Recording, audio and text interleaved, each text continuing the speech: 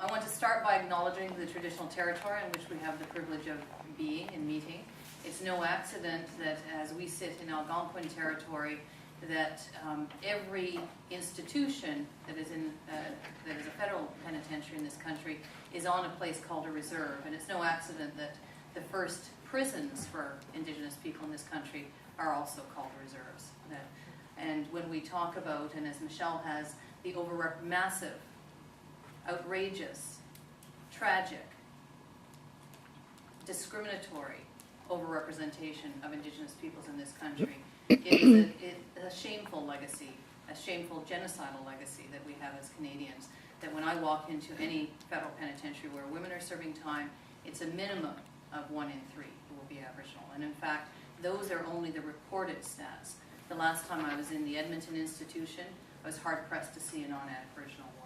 The last time I was in the Manitoba Youth Centre, where less than 2 weeks ago, a 15-year-old girl named Cheyenne James died, I saw no non-Aboriginal young people. So the legacy that we have created is one that is a shameful page in many pages in Canadian history, and one that I hope we can change.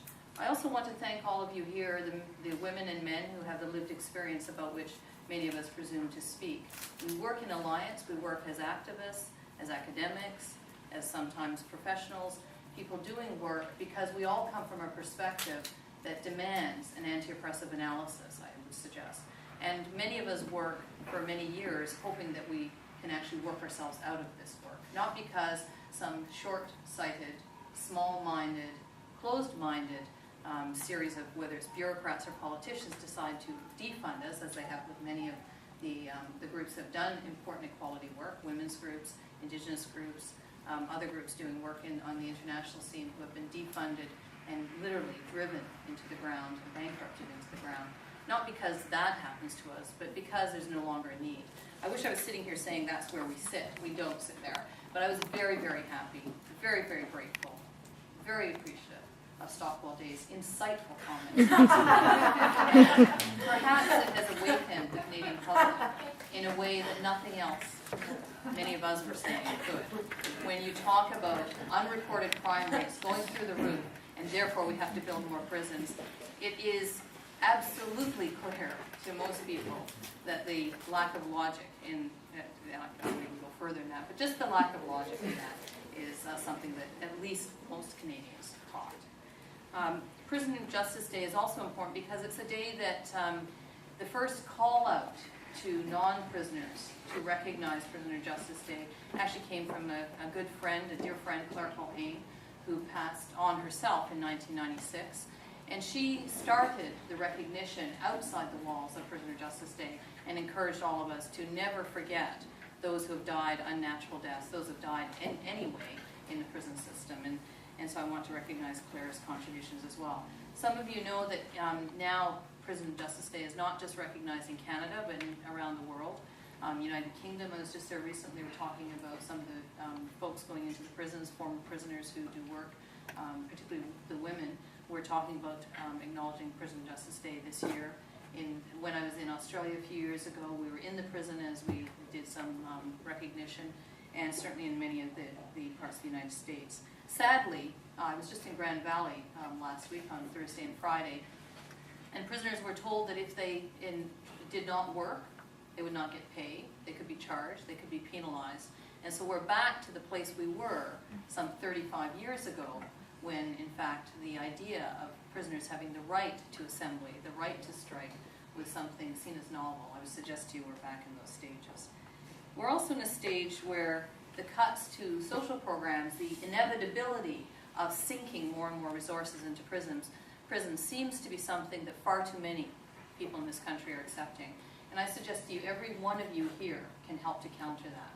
When you walk out of here, if the only thing you have time to do, and I know time is precious for all of us, is to email, call, in any other way, contact your member of parliament, the critics for the parties, whoever you can get in touch with, to just advise them, not in my name. Stop doing all these mandatory minimum laws, stop making the cuts, and reinvest in the resources we know will assist people to stay in the community, to be contributing members of the community, to be fulfilled in the community, and not to be thrown away as human refuse in increasingly the deepest, darkest, most dangerous places we can send our most vulnerable.